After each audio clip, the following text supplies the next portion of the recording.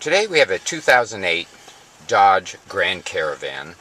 We're going to go through the steps of removing the stereo here, and we are going to cheat, but we will mention the steps for making this a little bit more difficult, or the right way, I guess you could say.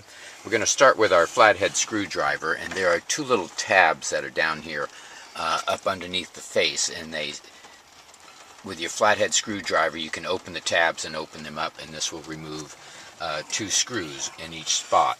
This will allow you to push the top panel up, and this is going to give access to two more screws here at the top of the radio, which will allow you to loosen the front panel. Now, to get the top panel off, you have to remove the front dash panel to access the screw that is in the back. Also, along the bottom here there are two plastic screws on each side. You can remove these on this side and the two on the opposite side.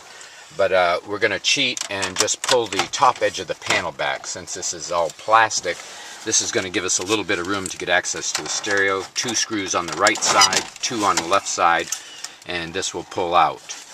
The stereo comes to us from a shop that had previously looked at it, so we were able to get this out so quickly because they didn't replace all the screws. There are four connectors here. Two of them are antenna and two of them are main connectors. These connectors all have triggers on them. The white connector has a trigger here that you squeeze down with your thumbnail. It releases the lock and allows you to remove it. The gray connector has the same type of trigger on this. These are keyed, so they only go back to one spot on the car stereo. You can't put them in the wrong position. The antennas also have a trigger on one side, and you push this trigger down and it releases the lock and allows you to remove the connector or antenna. The white antenna also has a little trigger here at the back of it that you're going to squeeze down, and this will release the lock and allow you to remove the stereo.